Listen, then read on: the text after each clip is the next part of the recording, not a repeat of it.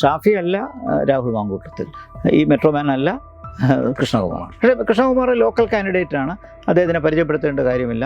നാട്ടുകാർക്ക് നല്ല സുപരിതനായ പക്കത്ത് വീട്ടു പയ്യൻ എന്ന് നാട്ടുകാർ പറയുന്ന ഒരു കാൻഡിഡേറ്റാണ്.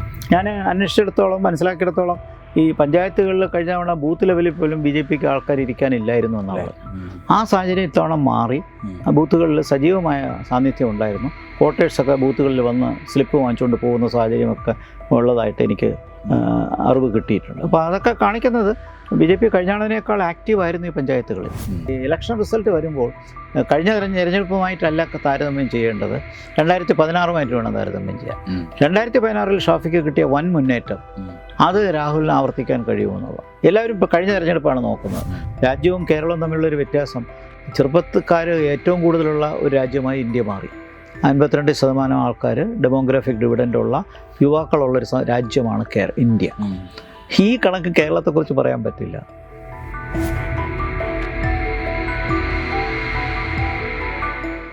നമസ്കാരം. കേരളം കാത്തിരിക്കുന്ന 3 ഉപതെരഞ്ഞെടുപ്പ് ഫലങ്ങൾ നാളെ വരാനിരിക്കുകയാണ്. മാത്രമല്ല, രാജ്യം ഒട്ടുക്കും കാത്തിരിക്കുന്ന 2 നിയമസഭാ തിരഞ്ഞെടുപ്പുകളുടെ ഫലവും നാളെ വരുന്നുണ്ട്. എന്തായാലും കണക്കെടുപ്പുകൾ ഇനിയും അവസാനിക്കുന്നില്ല. ഇപ്പോഴത്തെ കേരളത്തിലെ രാഷ്ട്രീയ സ്ഥിതിഗതികൾ വെച്ച് എങ്ങനെയായിരിക്കും ഈ തെരഞ്ഞെടുപ്പ് മാറാൻ പോകുന്നത് എന്നതുമായി ബന്ധപ്പെട്ട് ആണ് നമ്മുടെ ഇന്നത്തെ ചർച്ച. ഇന്ന് ഈ ചർച്ചയിൽ നമ്മോടൊപ്പം ഉള്ളത് പ്രൊഫസർ ജി ഗോപകുമാറാണ്. അദ്ദേഹം ഇന്ത്യയിലെ തന്നെ അറിയപ്പെടുന്ന ഒരു രാഷ്ട്രീയ നിരീക്ഷകനാണ്. മാത്രമല്ല, കേന്ദ്ര സർവകലാശാലയുടെ മുൻ വൈസ് ചാൻസലറും കൂടിയാണ്. നമസ്കാരം സർ. നമസ്കാരം. ഈ തെരഞ്ഞെടുപ്പുകളെ കുറിച്ചുള്ള ചർച്ച ഇപ്പോഴും നടക്കുകയാണ്. അതെ. ഇപ്പോൾ പ്രധാനപ്പെട്ട രാഷ്ട്രീയ പാർട്ടികളെല്ലാം ശ്രദ്ധ കേന്ദ്രീകരിച്ചിരിക്കുന്നത് അവരുടെ ഈ പോളിംഗ് ശതമാനം വെച്ചിട്ടുകൊണ്ടുള്ള ചില കണക്കുകളിലാണ്. യഥാർത്ഥത്തിൽ ആ കണക്കുകളിൽ എന്തെങ്കിലും ശാസ്ത്രീയതയുണ്ടോ? ഇങ്ങനെ ഒരു കണക്ക് കൂട്ടലിൽ എന്തെങ്കിലും ശാസ്ത്രീയതയുണ്ടോ? പോളിംഗ് ശതമാനത്തിനെ കുറിച്ച് കണക്ക് കൂട്ടുന്നതിൽ അർത്ഥമുണ്ട്. കാരണം ഈ വരുന്ന വോട്ടേഴ്സിൻ്റെ ഒരു അനാലിസിസ് ആണല്ലോ റിസൾട്ട് എന്ന് പറയുന്നത്. ഈ തിരഞ്ഞെടുപ്പ് സമ്പ്രദായത്തിൽ ഈ എത്ര സ്ഥാനാർത്ഥികൾ മത്സരിച്ചാലും ഏറ്റവും മുൻപിൽ വരുന്ന സ്ഥാനാർത്ഥി വിജയിക്കുന്നു. അപ്പോൾ ഈ സാഹചര്യങ്ങൾ ഏത് തരത്തിലാണ് ഈ വോട്ടേഴ്സിനെ പോളിംഗ് സ്റ്റേഷനിലേക്ക്, പോളിംഗ് ബൂത്തിലേക്ക് മൊബിലൈസ് ചെയ്യുന്നു, ഒന്ന് അതിനകത്ത് ആവേശമുണ്ടോ, അതല്ലെങ്കിൽ പോളിംഗ് ശതമാനം കുറയുന്നതിന് കാരണം, ഇതെല്ലാം തികച്ചും രാഷ്ട്രീയ കാരണങ്ങളാണ്. ആ കാരണങ്ങൾ കൊണ്ട് തന്നെ പോളിംഗ് കൂടുന്നതും കുറയുന്നതും ജയപരാജയങ്ങൾക്ക് കാരണമാക്കും. അതുകൊണ്ട് പോളിംഗ് ശതമാനത്തെ പരിഗണിക്കാതിരിക്കാൻ പറ്റില്ല. തീർച്ചയായിട്ടും മറ്റ് പല ഘടകങ്ങളൊക്കെ ഉണ്ടെങ്കിലും വോട്ടേഴ്സ് പോളിംഗ് സ്റ്റേഷനിൽ എത്തുന്നത് അത് ഒരു താല്പര്യം പറഞ്ഞു കഴിഞ്ഞാൽ ഒരു ആവേശത്തോടു കൂടിയാണോ, അതല്ലെങ്കിൽ ഒരു വിരക്തിയോടുകൂടി, ഉദാഹരണമായിട്ട് വന്നിട്ട് നോട്ടൊക്കെ ഒട്ടിയിട്ട് പോകുന്നു, അതല്ലെങ്കിൽ പോൾ ചെയ്യാനായിട്ട് നന്നായിട്ട് വരുന്ന പോളിംഗ് ശതമാനം വർദ്ധിച്ചു വരുന്ന കേരളം പോലത്തെ ഒരു സംസ്ഥാനം പണ്ട് മുതലേ തന്നെ നമുക്ക് 80% പണ്ട് മുതലേ ഉണ്ടായിരുന്നു. ഇത് രണ്ടുമല്ലാതെ പോളിംഗ് ശതമാനം കുറയാനുള്ള കാരണം അത് പ്രത്യേക ചില പോക്കറ്റുകളിൽ കുറയുമ്പോൾ അതിൻ്റെ അർത്ഥം എന്താണ്? ഉണ്ട്, പോളിംഗ് ശതമാനത്തിന് പ്രാധാന്യമുണ്ട്. പക്ഷെ പരമ്പരാഗതമായി പണ്ട് കണക്കാക്കിയിരുന്നത് പോളിംഗ് ശതമാനം വളരെ വർദ്ധിക്കുമ്പോൾ അത് കോൺഗ്രസിന് ഗുണമാകുമെന്നും പോളിംഗ് ശതമാനം കുറയുമ്പോൾ അത് ഇടതുപക്ഷത്തിന് ഗുണമാകുമെന്നുള്ള പഴയ സിദ്ധാന്തമൊക്കെ മാറി. ഇപ്പോൾ കേരളത്തിലിപ്പോൾ 3 മുന്നണികളുടെ വളർച്ചയാണ്. മൾട്ടി കോalition സിസ്റ്റമാണ്. ബൈപോളാറിൽ നിന്ന് മാറിക്കൊണ്ടിരിക്കുന്നു. അത് പൂർണ്ണമായി മാറിയില്ല, പക്ഷെ എന്നാലും വ്യക്തമായ മാറ്റങ്ങളുടെ സൂചനകൾ കാണിക്കുന്നുണ്ട്. 2026 ഇലക്ഷൻ ആകുമ്പോൾ പൂർണ്ണമാകും. ഇപ്പോൾ ലോക്സഭയിൽ തന്നെ BJPക്ക് 20% വോട്ട് കിട്ടിയോടുകൂടി തന്നെ തീർച്ചയായിട്ടും അതൊരു ബൈപോളാർ കോalition ഫ്രെയിംവർക്ക് അല്ല. അപ്പോൾ 3 മുന്നണികൾ മത്സരിക്കുമ്പോൾ പോളിംഗ് ശതമാനം വർദ്ധിക്കും. അതിനെ കൂട്ടി അപ്പോൾ സജീവ രാഷ്ട്രീയമുള്ള സംസ്ഥാനത്ത്, ഇത്രത്തോളം ചാനലുകളും മാധ്യമങ്ങളും ഒക്കെ ഉള്ള സംസ്ഥാനത്ത് പണ്ട് മുതലേ രാഷ്ട്രീയത്തിന് വലിയ പ്രാധാന്യം, 90% വോട്ട് ചെയ്തൊരു ഇലക്ഷൻ വരെയുണ്ട്. അങ്ങനെ വരുന്നൊരു സാഹചര്യത്തിൽ കേരളത്തിൽ 3 മുന്നണികൾ സജീവമായി നിൽക്കുമ്പോൾ പോളിംഗ് ശതമാനം വളരെ കൂടും.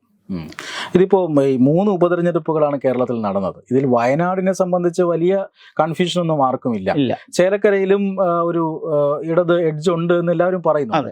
പക്ഷെ പാലക്കാടാണ് ഏറ്റവും അധികം ചർച്ചകൾ നടക്കുന്നത്. ഈ പഞ്ചായത്തുകളിലും അതുപോലെ തന്നെ കോർപ്പറേഷനിലുമെല്ലാം ഈ വോട്ടിംഗ് ശതമാനം കുറഞ്ഞതും കൂടിയതുമായി ബന്ധപ്പെട്ട ചർച്ചയാണ്. സാറിൻ്റെ അഭിപ്രായത്തിൽ എങ്ങനെയാണ് ഈ പാലക്കാട് ഏത് മുന്നണിയാണ് മുന്നിട്ട് നിൽക്കുന്നതെന്നൊക്കെ നമുക്ക് ഇപ്പോൾ കണക്കൂട്ടാൻ പറ്റുമോ? അതെ, പരമ്പരാഗതമായി പാലക്കാട് ജില്ല തന്നെ ഇടതുപക്ഷത്തിൻ്റെ ഒരു ചുവപ്പ് കോട്ടയായിരുന്നു. ആ കാലമൊക്കെ പോയി. ഞാൻ ഓർക്കുന്ന 70 അസംബ്ലി ഇലക്ഷനിൽ 14 അസംബ്ലി നിയോജകമണ്ഡലങ്ങളുണ്ടായിരുന്ന പാലക്കാടിൽ 13 CPM-ഉം 1 സീറ്റ് ചിറ്റൂർ CPM പിന്തുണയോടെ അന്നത്തെ SSP സംയുക്ത സോഷ്യലിസ്റ്റ് പാർട്ടി, പിന്നീട് ജനതാദളിൽ പോയി, 14 ജയിച്ചൊരു ഡിസ്ട്രിക്റ്റാണ്. കാലങ്ങൾ മാറി, ഭൂപരിഷ്കരണം വന്നു. അതിനുശേഷം ഇടതുപക്ഷത്തിൻ്റെ പിന്തുണ കുറഞ്ഞു വന്നു. പുതിയ തലമുറയുടെ വോട്ടേഴ്സ് കോൺഗ്രസ്സിലേക്കും മറ്റു പാർട്ടികളിലേക്കും പോയി. പക്ഷേ BJPയുടെ വളർച്ച കേരളത്തിൽ വളരുന്നത് 87-ന് ശേഷമാണ് അത് വളരുന്നത്. അത് കുറച്ചുകൂടി ശക്തമായി വന്ന് സമീപകാലത്തായപ്പോൾ അതിന് കൂടുതലൊരു മാനമുണ്ടായി. അതിൽ തന്നെ പാലക്കാട് നഗരത്തിൻ്റെ ഒരു പ്രത്യേകതയുണ്ട്. ഈ നഗരം പഴയ കാലത്തും CPM-നെ എതിർത്തിരുന്നത് നേരിട്ടുള്ള കോൺഗ്രസ് അല്ല. പഴയ കാലത്ത് ഈ കൽപ്പാത്തിയിലേക്ക് അടിത്തറയുണ്ടായിരുന്ന ഒരു പ്രജാ സോഷ്യലിസ്റ്റ് പാർട്ടി ഉണ്ടായിരുന്നു. ആ PSPയുടെ സ്ഥാനത്ത് ആ PSP അപ്രത്യക്ഷമായി. പിന്നീട് കോൺഗ്രസ് കുറേശ്ശെ അവിടെ നിൽക്കാൻ ശ്രമിച്ചു. കോൺഗ്രസിന് ഒരു പ്രസക്തി വരുമ്പോൾ തന്നെ BJP അവിടെ വളർന്നു വന്നു. അപ്പോൾ നഗരത്തിൻ്റെ ഒരു പ്രത്യേകതയിൽ, പാലക്കാടിൻ്റെ ഒരു പ്രത്യേകതയിൽ, തമിഴ്നാടുമായിട്ട് അടുത്ത് കിടക്കുന്ന ഒരു ജില്ല എന്നുള്ള പ്രത്യേകതയിൽ തീർച്ചയായിട്ടും ഈ 3 പാർട്ടികൾ കോൺഗ്രസും BJPയും CPM-ഉം ഒരുപോലെ വളർന്ന രാഷ്ട്രീയം കഴിഞ്ഞ കുറേ കാലമുണ്ടായി. ഇത് വളർന്നു വന്ന സാഹചര്യം വന്നപ്പോൾ ഇടതുപക്ഷത്തിനാണ് തിരിച്ചടി ഉണ്ടായത്. നഗരമേഖലയുടെ ഒരു സ്വഭാവം അനുസരിച്ച് ഇടതുപക്ഷത്തിന് ഈ 2 പ്രധാനപ്പെട്ട ഐഡിയോളജിക്കൽ മുന്നണികളുടെ കൂട്ടത്തിൽ നിൽക്കുമ്പോൾ ഇടതുപക്ഷത്തിന് ഈ ചേലക്കരയിൽ ഉള്ളതുപോലത്തെ ഒരു ശക്തി നഗരത്തിൽ കാണിക്കാൻ പറ്റിയിട്ടില്ല. അത് കഴിഞ്ഞൊരു 3 തിരഞ്ഞെടുപ്പായി നമ്മൾ സമീപകാലത്ത് വന്ന 3 തിരഞ്ഞെടുപ്പുകളായി കണ്ടതാണ്. അവിടെ 2ാം സ്ഥാനത്ത് BJP വരുന്നുണ്ട്. അത് 3.5 കൊല്ലം മുമ്പ് നടന്ന മെട്രോമാൻ ശ്രീധരനും ഷാഫിയും തമ്മിലുള്ള ഷാഫി പറമ്പിലും തമ്മിൽ നടത്തിയ മത്സരമാണ് ഏറ്റവും അടുത്ത് വന്നൊരു മത്സരം. അത് കഴിഞ്ഞ് ഇപ്പോൾ വീണ്ടും ഒരു ഇലക്ഷൻ വന്നു. ഷാഫി രാജിവെച്ച് പോയപ്പോൾ ഒരർത്ഥത്തിൽ പറഞ്ഞാൽ ഈ 3 തിരഞ്ഞെടുപ്പും അടിച്ചേൽപ്പിച്ച തിരഞ്ഞെടുപ്പാണ് എന്ന് പറയാം. അപ്പോൾ ഷാഫി പറമ്പിലിൻ്റെ നോമിനി എന്നുള്ള നിലയിൽ വന്ന രാഹുൽ മാങ്കൂട്ടത്തിൽ, അതേസമയം പാലക്കാട്ടുകാർക്ക് ചിരപരിചിതനായ കൃഷ്ണകുമാർ, അതുപോലെ തന്നെ അദ്ദേഹത്തിൻ്റെ പരിചയം എന്ന് പറഞ്ഞാൽ മലമ്പുഴയിൽ നിന്നു, പാലക്കാട് നിന്നു, ലോക്സഭയിൽ നിന്നു, പിന്നെ മുനിസിപ്പാലിറ്റിയിലെ വൈസ് ചെയർമാനായി. അപ്പോൾ പ്രത്യേകിച്ച് നഗരത്തിൽ ഒട്ടും പരിചയപ്പെടുത്തേണ്ട ആവശ്യമില്ലാത്തൊരു സ്ഥാനാർത്ഥിയാണ് BJPയുടെ കൃഷ്ണകുമാർ. അതേസമയം പത്തനംതിട്ടയിൽ നിന്ന് വന്നു. അത് രാഹുൽ മാങ്കൂട്ടത്തിലും ഷാഫിയുടെ എല്ലാ ദിവസവും ഷാഫിയുടെ ഉണ്ടായിരുന്നു. അദ്ദേഹത്തിൻ്റെ കൂടെയുള്ള പ്രചരണവും കോൺഗ്രസ്സിലെ അഭിപ്രായ വ്യത്യാസങ്ങൾ ഉണ്ടായിരുന്നെങ്കിലും പിന്നീട് അത് അംഗീകരിച്ച് രാഹുലിനെ തന്നെ പ്ലേസ് ചെയ്യുകയും ചെയ്തു. ഇത് രണ്ടിനും പുറമെ CPM ഒരു കൺഫ്യൂസ്ഡ് സ്റ്റേജിൽ നിൽക്കുകയായിരുന്നു. അപ്പോൾ CPM-ന് ഇവർക്കറിയാം അവിടുത്തെ സാഹചര്യം, CPM 3ാം സ്ഥാനത്താണ്. അപ്പോൾ ഈ സമയത്ത് ഒരു അത്ഭുതം സൃഷ്ടിക്കണമെങ്കിൽ ഒരു സ്വതന്ത്ര സ്ഥാനാർത്ഥിയെ കൊണ്ടുവരാം എന്നുള്ള താല്പര്യം വന്നിരിക്കാം. അതിനായിരിക്കാം ഈ സരിൻ വരാൻ കാരണം. പക്ഷേ സരിൻ കോൺഗ്രസിൽ നിന്ന് പൊടുന്നനവേ വന്നപ്പോൾ അത് ചില കൺഫ്യൂഷൻ കോൺഗ്രസിനകത്തും ഉണ്ടാക്കി, CPM-ലുണ്ടായി. അദ്ദേഹത്തിന് കൂടെ വരാനായിട്ട് ഒരു ഷാനിയോ ഒരു 1-2 പേര് യൂത്ത് കോൺഗ്രസിൽ നിന്ന് വന്നുള്ളൂ. വലിയൊരു ഒഴുക്ക് അദ്ദേഹത്തിന് കൊണ്ടുവരാൻ കഴിഞ്ഞില്ല. പക്ഷേ അദ്ദേഹത്തിൻ്റെ പ്രചരണം നല്ലൊരു CPM ആക്ടിവിസ്റ്റിനെ പോലെ പൊടുന്നനവേ ഒരു പരകായ പ്രവേശം നടത്തി ഒരു CPM-കാരനായി മാറി. പക്ഷേ ചിഹ്നം അരിവാൾ ചുറ്റിയ നക്ഷത്രമല്ല. ഇപ്പോൾ സ്റ്റെതസ്കോപ്പിൻ്റെ ചിഹ്നത്തിൽ CPM-ൽ എത്ര പേര് വോട്ട് ചെയ്യും എന്നുള്ളതും ഒരു പ്രധാനപ്പെട്ട പ്രശ്നം. അപ്പോൾ ഈ 3 സ്ഥാനാർത്ഥികളും ആണ് രംഗത്തുള്ളത്. ഇപ്പോൾ നേരിട്ട് ശക്തമായി മത്സരം നടത്തുന്ന കോൺഗ്രസും BJPയും, അതോടൊപ്പം CPM-ഉം അവിടെ വളരാൻ ശ്രമിക്കുന്നു. അതിനുവേണ്ടി ഒരു സ്വതന്ത്ര സ്ഥാനാർത്ഥിയെ നിർത്തി. ഇതാണ് രംഗം. ഇതാണ് തെരഞ്ഞെടുപ്പ് രംഗത്തെ 3 സ്ഥാനാർത്ഥികളെ കുറിച്ച് പറയാനുള്ളത്. ഈ പാലക്കാടിനെ സംബന്ധിച്ചിടത്തോളം ആണെങ്കിൽ BJP എപ്പോഴും പറയാറുണ്ട്, അതായത് കഴിഞ്ഞ ഒരു 3 ഇലക്ഷനിലെങ്കിലും ക്രോസ് വോട്ടിംഗ് കൊണ്ടാണ് അവർ പരാജയപ്പെട്ടു പോകുന്നത് എന്ന്. അതിലെത്രമാത്രം സത്യമുണ്ട്? ഇത്തവണയും അങ്ങനെ ഉണ്ട് എങ്കിൽ ക്രോസ് വോട്ടിംഗ് എഫക്റ്റ് വരാൻ സാധ്യതയുണ്ടോ? കഴിഞ്ഞ തവണ തീർച്ചയായിട്ടും ക്രോസ് വോട്ടിംഗ് ഉണ്ടായി. അത് വളരെ വ്യക്തമാണ്. അത് BJP ജയിക്കുന്നൊരു ഹൈപ്പ് വന്നപ്പോൾ ഈ ബൈപോളർ പൊളിറ്റിക്സിൽ പ്രത്യേകത 3ാമതൊരു മുന്നണിയെ വളർത്തിയാൽ ഇതിൽ ഒരാൾക്ക് പോയേ പറ്റൂ. അത് അറിയാവുന്നത് കൊണ്ടായിരിക്കാം കേരളത്തിൽ പലപ്പോഴും ഇത്തരം അഡ്ജസ്റ്റ്മെൻറ്റ്സ്, മഞ്ചേശ്വരം, കാസർഗോഡ്, നേമം, വട്ടിയൂർക്കാവ്, ഇങ്ങനെ പലയിടത്തും അഡ്ജസ്റ്റ്മെൻറ്റ്സ് നടക്കുന്നുള്ളൂ. അത് ഈ പരസ്പരം അവർ പറയുന്നത് ത്യാഗമാണെന്നാണ്. ഇങ്ങനെ ത്യാഗത്തിന് വേണ്ടി പരിശ്രമിക്കുന്ന സാഹചര്യങ്ങളുണ്ടാകും. അങ്ങനെ വട്ടിയൂർക്കാവിൽ ത്യാഗത്തിന് ശ്രമിച്ചു. നേമത്ത് ശ്രമിച്ചതിൻ്റെ ഫലമാണ് ഇപ്പോൾ മുരളീധരൻ ഇങ്ങനെ ഓടിക്കൊണ്ടിരിക്കുന്നത്. കാരണം അവിടെ പോയി വടകര MP ആയിരിക്കുന്ന ഒരാളാണ് നേമത്ത് പോയി നിന്ന് അതിൻ്റെ സാങ്കേതികം ഒട്ടും മനസ്സിലാവാത്തൊരു സാഹചര്യമാണ്. അപ്പോൾ ഇങ്ങനെ 3ാമതൊരു മുന്നണിയെ വളർത്താതിരിക്കാൻ ഈ 2 പ്രബല മുന്നണികളിലും ശ്രമിച്ചു.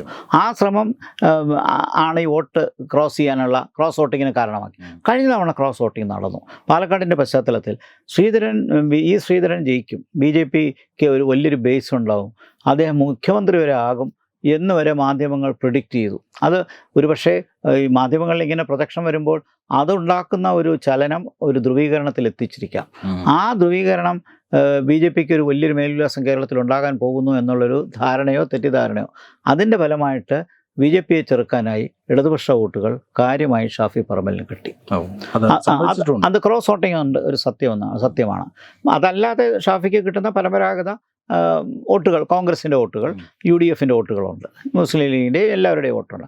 ഇതല്ലാതെ ലെഫ്റ്റിൻ്റെ വോട്ട് കൊണ്ട് തന്നെയാണ് കഴിഞ്ഞ തവണ ഷാഫി പറമ്പിൽ ജയിച്ചത്. അതിപ്പോൾ CPM സമ്മതിക്കുന്നുണ്ട്.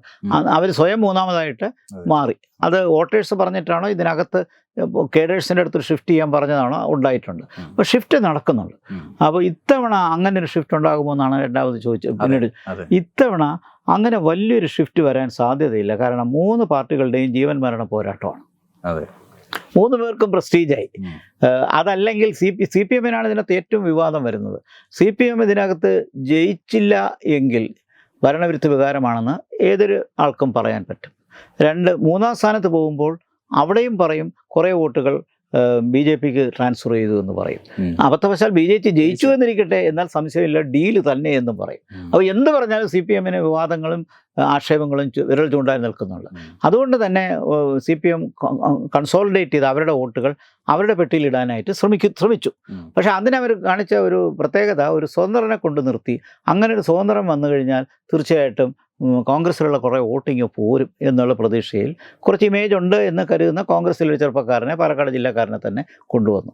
അത് ഉദ്ദേശിച്ച രീതിയിൽ ക്രോസ് വോട്ടിങ് നടക്കുന്നില്ല എന്നും സ്വതന്ത്രനായി നിന്നപ്പോൾ കടുത്ത CPM-കാർക്ക് ഇങ്ങനെ കാലുമാറി തലേ ദിവസം വന്ന ഒരാളെ പാർട്ടി ചിഹ്നത്തിൽ അല്ലാതെ മത്സരിക്കുന്നത് കൊണ്ട് വിശ്വസിക്കാൻ പറ്റുമോ എന്നുള്ളൊരു ചോദ്യം ഉയർന്നതുകൊണ്ടും സ്വാഭാവികമായും കുറച്ച് പേരെങ്കിലും വോട്ട് ചെയ്യാൻ പോകാതെയോ അതല്ലെങ്കിൽ നോട്ടയ്ക്ക് വോട്ട് ചെയ്തോന്നും ഇലക്ഷൻ റിസൾട്ട് വരുമ്പോഴേ അറിയാൻ പറ്റുള്ളൂ. ഞാൻ എടുത്തു കാണിക്കുന്ന ഈ ക്രോസ് വോട്ടിങ് ചോദിച്ചല്ലോ, ക്രോസ് വോട്ടിങ് ഇത്തവണ കുറവായിരിക്കും. ക്രോസ് വോട്ടിങ് കുറവായിരിക്കും. അതാണ് ചോദ്യമുള്ളതുകൊണ്ട് പറയുക. വ്യക്തമായിട്ട് പറഞ്ഞാൽ കോൺഗ്രസ് ഇടതുപക്ഷത്തിന് വോട്ടുകൾ പ്രതീക്ഷിക്കുന്നില്ല. അതേസമയം കോൺഗ്രസ്സിന് ആ കേഡേഴ്സിൻ്റെ വോട്ടുകളും പുറമെ ആ മേഖലയിലുള്ള പരമ്പരാഗതമായ ഒരു ശക്തിയും കാണിക്കാനുള്ളൊരു തിരഞ്ഞെടുപ്പാണ്. അത് പാലക്കാടിന് കോൺഗ്രസ്സിന് ഒരു അഡ്വാൻറ്റേജ് ഉണ്ട് ആ മേഖലയിൽ. ആ അഡ്വാൻറ്റേജ് നിലനിർത്താൻ നഗരത്തിലല്ല ഗ്രാമങ്ങളിൽ അത് നിലനിർത്താൻ ശ്രമിക്കുന്നു. പക്ഷേ ഷാഫി അല്ല എന്നുള്ളതും മറുവശത്ത് ശ്രീധരനല്ല എന്നുള്ളതും വ്യത്യസ്തമാണ്. അതേസമയം 2 കണ്ടക്സ്റ്റാണ്. ഇത് പറയുമ്പോഴും പൊളിറ്റിക്സിനകത്ത് സന്ദർഭത്തിന് വലിയൊരു അർത്ഥമുണ്ട്. ഓരോ സന്ദർഭത്തിനും ഓരോ തരം ഇമ്പാക്റ്റാണുള്ളത്. അപ്പോൾ ആ സന്ദർഭത്തിന് എടുത്തുകൊണ്ട് ഈ സന്ദർഭത്തിന് പറയാൻ പറ്റില്ല. അപ്പോൾ ആ സന്ദർഭത്തിൽ തീർച്ചയായിട്ടും ടൈറ്റ് മത്സരമായിരുന്നു. മെട്രോമാൻ ജയിക്കുമായിരുന്ന സാഹചര്യം വന്നിട്ടാണ് ഗ്രാമങ്ങളിലെ പഞ്ചായത്തുകളിലെ കണക്ക് വന്നപ്പോൾ പേരിയിലുമൊക്കെ വോട്ടുകൾ മറിഞ്ഞു വീണത്. അപ്പോൾ അതേപോലത്തെ ഒരു കണ്ടക്സ്റ്റ് അല്ല ഇവിടെ നടക്കുന്നത്. ഷാഫി അല്ല രാഹുൽ മാങ്കൂട്ടത്തിൽ, ഈ മെട്രോമാൻ അല്ല കൃഷ്ണകുമാർ. പക്ഷേ കൃഷ്ണകുമാർ ലോക്കൽ കാൻഡിഡേറ്റാണ്. അദ്ദേഹത്തിനെ പരിചയപ്പെടുത്തേണ്ട കാര്യമില്ല. നാട്ടുകാർക്ക് നല്ല സുപരിതനായ പക്കത്ത് വീട്ടു പയ്യൻ എന്ന് നാട്ടുകാർ പറയുന്ന ഒരു കാൻഡിഡേറ്റാണ്. അപ്പോൾ അതുകൊണ്ട് ഇൻട്രൊഡക്ഷൻ ആവശ്യമില്ല. പക്ഷേ മറ്റേയാൾക്ക് പാർട്ടിയുടെ ഐഡൻറ്റിറ്റിയും പാർട്ടിയുടെ പ്രവർത്തനവും മിക്കവാറും എല്ലാ നേതാക്കന്മാരും വന്ന് ഗ്രൂപ്പൊക്കെ മറന്ന് പാർട്ടി സ്ഥാനാർത്ഥിക്ക് വേണ്ടി ക്യാമ്പയിൻ ചെയ്തു. അപ്പോൾ ക്രോസ് വോട്ടിങ് ഇത്തവണ താരതമ്യേന കുറവായിരിക്കും. പക്ഷേ ക്രോസ് വോട്ടിങ് വരുന്നില്ല, പോളിംഗ് കുറഞ്ഞത് ഇതുമായി ചേർത്ത് വായിക്കണം. അപ്പോൾ കണ്ണാടിയിൽ എന്തുകൊണ്ട് പോളിംഗ് കുറഞ്ഞു? ഇടതുപക്ഷത്തിൽ നിന്ന് ഒരു ഭാഗം പോൾ ചെയ്യാൻ പോയിട്ടില്ല. ഞാൻ നേരത്തെ ചൂണ്ടിക്കാണിച്ച കാര്യം തന്നെ, അവർക്കിങ്ങനെ പാർട്ടിയുടെ അല്ലാത്തൊരു സ്ഥാനാർത്ഥിയെ നിർത്തിയതിൽ അവർക്ക് പരാതിയുണ്ട്. അതുകൊണ്ട് അവർ വോട്ട് ചെയ്യാൻ പോയില്ല. കണ്ണാടിയിലെ കാര്യം അത് തന്നെയാണ്. മറുവശത്ത് UDFനും നല്ല സ്വാധീനമുള്ള പെരിയാരി കഴിഞ്ഞാണ് നല്ല വോട്ട് കിട്ടിയത്. അവിടെ എന്തുകൊണ്ട് ഇത്രയും പോളിംഗ് ശതമാനത്തിൽ ഒരു നേരിയ കുറവുണ്ടായി? 2%-എങ്കിലും കുറവുണ്ടായിരുന്നു. അപ്പോൾ അതിൽ നിന്ന് നമുക്ക് വായിച്ചെടുക്കാൻ പറ്റുന്ന ഒന്ന്, അതിനകത്ത് കുറച്ച് പേർ കോൺഗ്രസ് അനുഭാവമുള്ളവർ സന്ദീപ് വാര്യർ അവസാന നിമിഷത്തിൽ കോൺഗ്രസ്സിലേക്ക് വന്നതിനെ അപ്രീഷിയേറ്റ് ചെയ്യാൻ പറ്റാത്തവരുണ്ടാവും. അതേപോലെ തന്നെ മുസ്ലിം ലീഗിലെ ആൾക്കാർക്ക് അത് ഉൾക്കൊള്ളാൻ പറ്റിയില്ലായിരിക്കാം. പാണക്കാടൊക്കെ പോയി ചെന്ന് അനുഗ്രഹമൊക്കെ വാങ്ങി, അതൊക്കെ ശരി തന്നെ. രാഷ്ട്രീയത്തിലെ അവസരവാദിത്വത്തിൻ്റെ ചില തെളിവുകളായിട്ട് അതിനെ കാണുന്നുണ്ട്. രാഷ്ട്രീയത്തിൻ്റെ യഥാർത്ഥ മൂല്യം എന്താണെന്ന് മനസ്സിലാക്കാതെ പൊടുന്നനവേ ഇങ്ങനെ ഉണ്ടാകുന്ന ഒരു കാര്യങ്ങൾ, പ്രത്യേകിച്ച് ഒരു കാരണവുമില്ലാതെ ഇലക്ഷൻ്റെ പശ്ചാത്തലത്തിൽ വ്യക്തിപരമായ കാരണങ്ങൾ മാത്രം പരിഗണിച്ചുകൊണ്ട് ചാടുന്ന ചാട്ടത്തെ, അപ്പോൾ അതൊക്കെ പോളിങ്ങിനെ സ്വാധീനിച്ചു. അതുകൊണ്ടാണ് കണ്ണാടിയും പെരിയാരിയിലും ഈ പോളിങ്ങിൻ്റെ കുറവുണ്ടായത്. അതേസമയം നഗരത്തിൽ ഉദ്ദേശിച്ച രീതിയിൽ പോളിംഗ് കുറഞ്ഞിട്ടില്ല. കഴിഞ്ഞ തവണ അടുത്ത് നോക്കുമ്പോൾ പോളിംഗ് കുറഞ്ഞിട്ടില്ല. അത് അവിടെ 3 മുന്നണികൾക്കും താരതമ്യേന ശക്തിയുണ്ട്. അതുകൊണ്ട് 3 പേരും നന്നായിട്ട് ക്യാമ്പയിൻ ചെയ്തതിൻ്റെ ഫലമായിരിക്കാം, ക്രോസ് വോട്ടിംഗ് നടക്കാത്തതിൻ്റെ ഫലമായിരിക്കാം അവിടെ പോളിംഗ് നന്നായിട്ട് നടന്നിട്ടുണ്ട്. BJPക്ക് സ്വാധീനമുള്ള മേഖല ആയതുകൊണ്ട് കോമ്പറ്റീഷൻ കുറച്ചുകൂടി ടഫായി. എന്നാൽ BJPക്ക് പഞ്ചായത്തുകളിൽ 1-ാം സ്ഥാനത്ത് വരാനുള്ള സാഹചര്യമില്ല. ഞാൻ അന്വേഷിച്ചിടത്തോളം മനസ്സിലാക്കിയിടത്തോളം ഈ പഞ്ചായത്തുകളിൽ കഴിഞ്ഞ തവണ ബൂത്ത് ലെവലിൽ പോലും BJPക്ക് ആൾക്കാർ ഇരിക്കാനില്ലായിരുന്നു എന്നാണ് പറഞ്ഞത്. ആ സാഹചര്യം ഇത്തവണ മാറി. ബൂത്തുകളിൽ സജീവമായ സാന്നിധ്യം ഉണ്ടായിരുന്നു. വോട്ടേഴ്സൊക്കെ ബൂത്തുകളിൽ വന്ന് സ്ലിപ്പ് വാങ്ങിച്ചുകൊണ്ട് പോകുന്ന സാഹചര്യമൊക്കെ ഉള്ളതായിട്ട് എനിക്ക് അറിവ് കിട്ടിയിട്ടുണ്ട്. അപ്പോൾ അതൊക്കെ കാണിക്കുന്നത് BJP കഴിഞ്ഞാണതിനേക്കാൾ ആക്റ്റീവായിരുന്നു ഈ പഞ്ചായത്തുകളിൽ. അതെ, തെരഞ്ഞെടുപ്പ് അതെ, ഫലത്തിൽ പ്രതിഫലിക്കുമോ? അത് വരണമെങ്കിൽ ഈ പഞ്ചായത്തിൽ 1ാം സ്ഥാനത്ത് വരണം.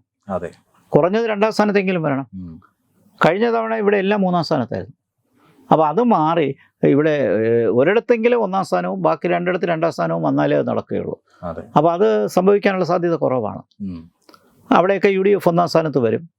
തീർച്ചയായിട്ടും കണ്ണാടിയിൽ LDF ഒരു പക്ഷേ 1ാം സ്ഥാനത്ത് വന്നാൽ ബാക്കി 2ഇടത്തും UDF ആയിരിക്കും. അപ്പോൾ LDF 1, UDF 2 അങ്ങനെ നിലയിൽ പഞ്ചായത്തുകൾ പോയി. നഗരം BJPക്കുമാണ്. നഗരത്തിൽ BJPക്ക് കിട്ടുന്ന വോട്ടുകൾ കഴിഞ്ഞ തവണത്തേക്കാൾ വളരെ വലുതാണെങ്കിൽ മാത്രമേ BJPക്ക് ജയിക്കാൻ സാധ്യതയുള്ളൂ. ഒരു പലതരത്തിലുള്ള ഈ ഇന്റർപ്രിട്ടേഷൻ വരുന്നുണ്ട്. അതായത് 2016 77% പോളിംഗ് ഉണ്ടായിരുന്നു. ആ സമയത്ത് ഷാഫിയുടെ ഭൂരിപക്ഷം 17,000 ഉയരുന്നു. 2021 അത് 3,800 കുറയുന്നു. അപ്പോൾ പോളിംഗ് ശതമാനം 2% ഇടിവുണ്ട്, 75,000. അപ്പോൾ അതിൽ നിന്നും പോളിംഗ് ശതമാനം ഇടിയുമ്പോൾ UDF അപകടത്തിലാണോ എന്നൊരു ചോദ്യം ഉയരുന്നുണ്ട്. അതെങ്ങനെയാണ് സാർ? അല്ല, പോളിംഗ് ശതമാനം കുറയുമ്പോൾ പരമ്പരാഗതമായ UDFന് ക്ഷീണമുണ്ടെന്നുള്ളത് പറഞ്ഞത് ശരിയാണ്. ഇത്തവണ UDF കേന്ദ്രങ്ങളിലാണ് പോളിംഗ് ശതമാനം കുറഞ്ഞിരിക്കുന്നത്.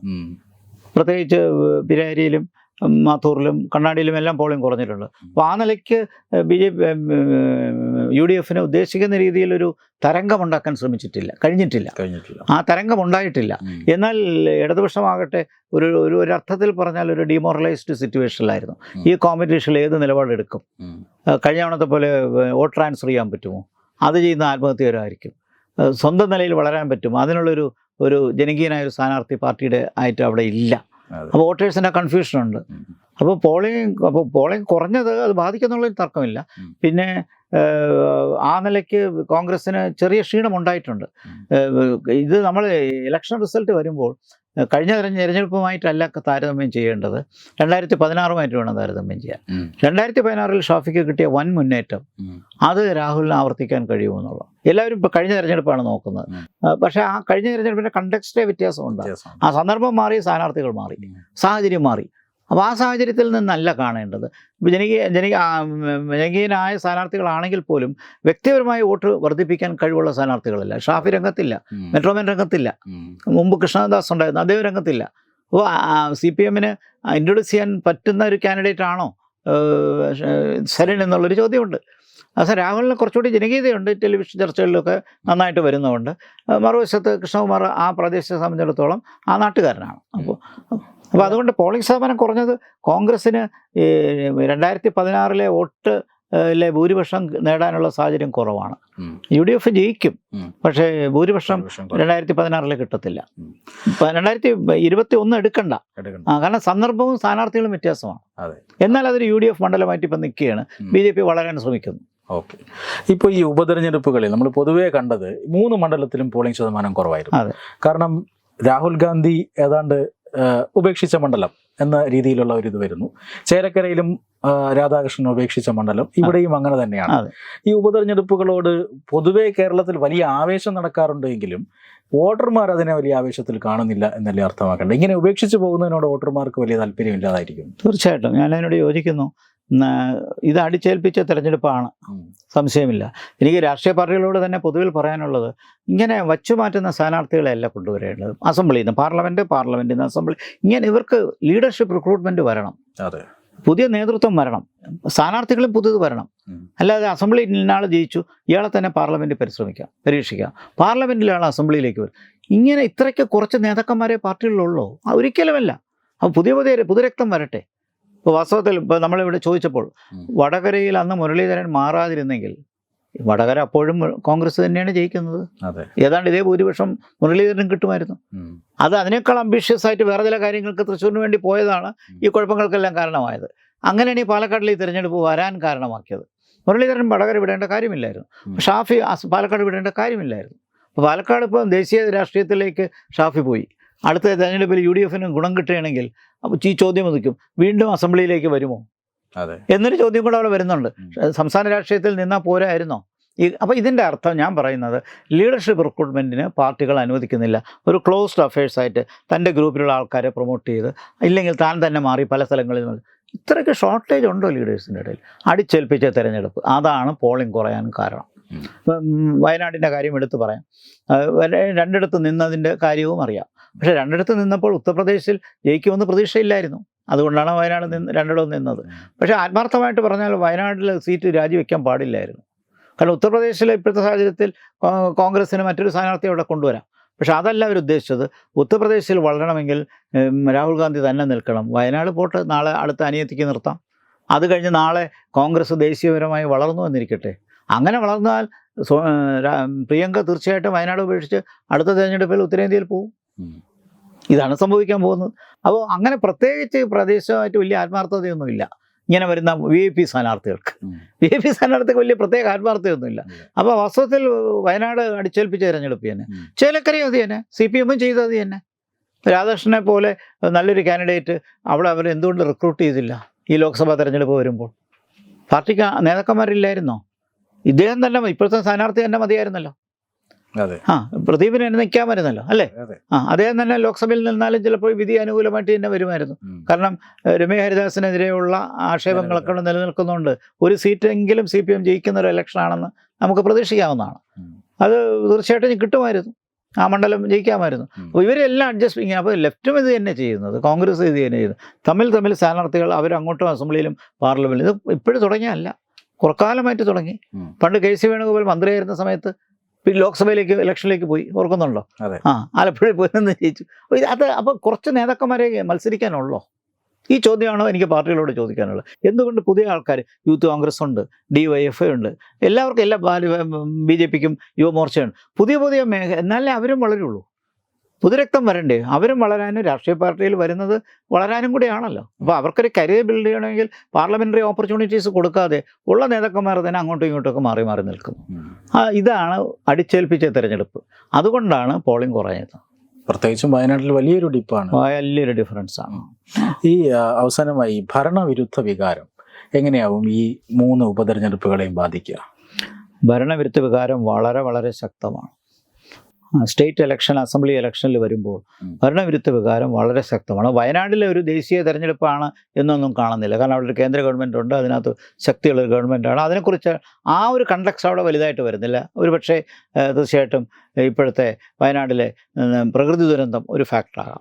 പക്ഷേ ബാക്കി രണ്ടിടത്തും അസംബ്ലി തിരഞ്ഞെടുപ്പിൽ ഭരണവിരുദ്ധ വികാരം ഒരു വലിയ ഘടകമാണ്. കഴിഞ്ഞ 3.5 വർഷം 8.5 വർഷം എന്ന് പറയാം ഒരേ ഗവൺമെൻറ് തന്നെ ഭരിക്കുന്നു. ഈ കഴിഞ്ഞ സമീപകാലത്ത് ഒരുപാട് മാറ്റങ്ങളുണ്ടായി.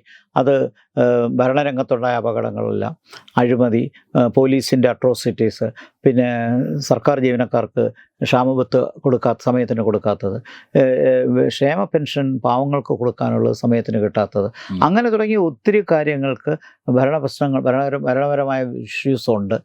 ഏറ്റവും ഒടുവിൽ വന്ന നവീൻ ബാബുവിൻ്റെ പ്രശ്നം ഉൾപ്പെടെ ഇതെല്ലാം തിരഞ്ഞെടുപ്പിൽ പ്രതിഫലിക്കും. അതുകൊണ്ട് ഭരണവിരുദ്ധ വികാരം വളരെ വളരെ ശക്തമാണ്. അതാണ് ചേലക്കരയിൽ പോലും UDF ജയിക്കുമെന്നൊക്കെ ചിലർ പറയുന്നത്. ഇത്രയും ശക്തമായ ഇടതുപക്ഷ കോട്ടയായിട്ട് പോലും ആ കോട്ടയിൽ പോലും തീർച്ചയായിട്ടും ഭരണവിരുദ്ധ വികാരം ആഞ്ഞടിക്കുമെന്ന് പ്രതീക്ഷിക്കുന്നവരുണ്ട്. ഞാൻ അങ്ങനെ കരുതുന്നില്ല. പക്ഷെ പാലക്കാട് എന്തായാലും ഭരണവിരുദ്ധ വികാരമുണ്ട്. ഈ ചേലക്കരയിൽ ഏതാണ്ട് 8500 മുകളിൽ വോട്ടാണ് പാർലമെൻറ്റിൽ പോലും രാധാകൃഷ്ണന് കിട്ടിയത്. അതിനു മുമ്പ് അദ്ദേഹത്തിന് 3.5 കൊല്ലം മുമ്പ് 39,500 വോട്ടുകൾക്ക് അപ്പുറം കിട്ടിയിട്ടുണ്ട്. അത് ഇത്തവണ ഇടതുപക്ഷം ജയിക്കുകയാണെങ്കിൽ ചെറിയ മാർജിനായിരിക്കും. അതെന്താ റിഫ്ലക്ട് കാണിക്കുന്നത്? ഭരണവിരുദ്ധ വികാരം. പിന്നെ പാലക്കാട് അതൊരു പ്രശ്നമേ അല്ല. ഇടതുപക്ഷം അവിടെ രംഗത്ത് പോലും ഇല്ല. രംഗത്തില്ല എന്ന് പറയാൻ കാരണം 3ാം സ്ഥാനത്തായതുകൊണ്ട്. അപ്പോൾ ഭരണവിരുദ്ധ വികാരം വളരെ പ്രകടമാണ്. കേരള രാഷ്ട്രീയത്തിൽ ഈ ഗവൺമെൻറ്റുമായി ബന്ധപ്പെട്ട കാര്യങ്ങൾക്ക് കെടുകാര്യസ്ഥത ഒരുപാട് കാര്യങ്ങൾക്കുണ്ട്. അപ്പോൾ അത് ജനങ്ങൾ നിത്യവും കണ്ടു. വിലക്കയറ്റം, തൊഴിലില്ലായ്മ, അക്രമം, പിന്നെ കൂടുതൽ ഈ ധാരാളിത്തം കാണിക്കുന്ന സാഹചര്യങ്ങൾ, പിന്നെ റോഡുകളുടെ ശോചനീയാവസ്ഥ, പാലങ്ങളുടെ ശോചനീയാവസ്ഥ, തൊഴിലില്ലായ്മ, പിന്നെ കുട്ടികൾ പഠിക്കാനായി മറ്റ് ക്യാമ്പസുകളിൽ മറ്റ് രാജ്യങ്ങളിലേക്ക് പോകുന്നു, ക്യാമ്പസുകളുടെ അശാന്തി, വിദ്യാർത്ഥികൾക്ക് ഒരു കരിയർ ബിൽഡ് ചെയ്യാൻ കേരളത്തിനകത്ത് അവസരമില്ല. എല്ലാവർക്കും വിദേശത്ത് പോകാൻ പറ്റില്ലല്ലോ. അപ്പം ഇവിടെ പഠിക്കാനുള്ള അന്തരീക്ഷമില്ല, ക്യാമ്പസ് ശാന്തമല്ല. പുറത്തു പോയി പഠിക്കുന്നവർ അവരതുവഴി അങ്ങ് മറ്റു നാടുകളിലേക്ക് ചേക്കേറാൻ ശ്രമിക്കുന്നു. അതെല്ലാം കാണിക്കുന്നത് ഇവിടെ സാമ്പത്തിക സുരക്ഷത ഇല്ല എന്നാണ്. ഇവിടെ കുറച്ച് കഴിയുമ്പോൾ വയോജനങ്ങളുടെ ഒരു സംസ്ഥാനമായി കേരളം മാറുന്നത് ചെറുപ്പക്കാർ ഈ നാട്ടിൽ കുറഞ്ഞു വരുന്നതാണ്. ഇത് രാജ്യവും കേരളവും തമ്മിലുള്ളൊരു വ്യത്യാസം, ചെറുപ്പക്കാർ ഏറ്റവും കൂടുതലുള്ള ഒരു രാജ്യമായി ഇന്ത്യ മാറി. 52% ആൾക്കാർ ഡെമോഗ്രാഫിക് ഡിവിഡൻ്റുള്ള യുവാക്കളുള്ളൊരു രാജ്യമാണ് ഇന്ത്യ. ഈ കണക്ക് കേരളത്തെക്കുറിച്ച് പറയാൻ പറ്റില്ല. ഇന്ത്യയുടെ ശരാശരി പ്രായം എന്ന് പറയുന്നത് 28 കേരളത്തിൻ്റെ ശരാശരി വ്യക്തമായിട്ട് എനിക്ക് പറയാൻ പറ്റില്ലെങ്കിലും ഉറപ്പിച്ച് പറയാം 37 ആയിരിക്കും. എന്ന് പറഞ്ഞാൽ സീനിയേഴ്സ് ഒരുപാടുള്ള ആൾക്കാരാണ്. ഇതിന് പുറമെയാണ് ചെറുപ്പക്കാരായ കുട്ടികൾ കുടിയേറി പോകുന്നത്, പ്രവാസികൾ വേറെയും. ഇതെല്ലാം കൂടെ കണക്കാക്കുമ്പോൾ കേരളത്തിൻ്റെ പ്രൊഡക്ടിവിറ്റിയെ ബാധിക്കുന്നുള്ളൂ. അപ്പോൾ ഇതെല്ലാം ഇവിടെ അവസരങ്ങൾ കുറവാണ് എന്നുള്ളതിൻ്റെ ദൃഷ്ടാന്തമാണ് കാണിക്കുന്നത്. അത് മാറ്റിമറിക്കാൻ ഒരു നയവും നമുക്കില്ല, കാണുന്നില്ല, ഒരു നയവും കാണുന്നില്ല. ആകെ ടൂറിസമാണ് കുറച്ചെങ്കിലും രണ്ട് കാര്യങ്ങളിൽ മെച്ചമുണ്ടായിട്ടുണ്ട്. ഒന്ന്, ടൂറിസം മേഖലയിൽ തൊഴിലവസരങ്ങൾ വർദ്ധിച്ചിട്ടുണ്ട്. പ്രകൃതിയുടെ ദുരന്തങ്ങൾ ഉണ്ടാക്കിയെങ്കിലും ടൂറിസം മേഖല കുറച്ചൊന്ന് വളരും. രണ്ട്, ഈ startup mission, Kerala startup mission, അത് കുറച്ച് പ്രവൃത്തി അവസരങ്ങൾ ഉണ്ടാക്കി. അത് തീർച്ചയായിട്ടും ചെറുപ്പക്കാർക്കും സംരംഭകർക്കും സ്വയം തൊഴിൽ തുടങ്ങാനുള്ള സാഹചര്യം ഉണ്ടാക്കി. ആ രംഗത്ത് പരമ്പരാഗതമായി വ്യവസായങ്ങളോട് കാണിച്ചിരുന്ന ആ എതിർപ്പ് കുറച്ചൊന്ന് കുറഞ്ഞിട്ടുണ്ട്. അതുകൊണ്ട് സ്റ്റാർട്ടപ്പുകളിൽ ചെറിയ മുന്നേറ്റം നടത്തിയിട്ടുണ്ട്. എന്തായാലും രാഷ്ട്രീയ പാർട്ടികളെയും അതുപോലെ തന്നെ നമ്മുടെ പോളിസി മേക്കേഴ്സ് എന്ന് പറയുന്നവരെയും എല്ലാം ഇരുത്തി ചിന്തിപ്പിക്കുന്ന ഒരു തെരഞ്ഞെടുപ്പ് ഫലമാകും വരിക എന്ന് തന്നെയാണ് എല്ലാവരും വിലയിരുത്തുന്നത്. ഇനി ഏതാനും മണിക്കൂറുകൾക്കുള്ളിൽ തന്നെ ആ ഫലം എന്താണ് എന്ന് നമുക്ക് അറിയാനും സാധിക്കും. വളരെയധികം നന്ദി സാർ ഈ ചർച്ചയിൽ പങ്കെടുത്തത്. നമസ്കാരം.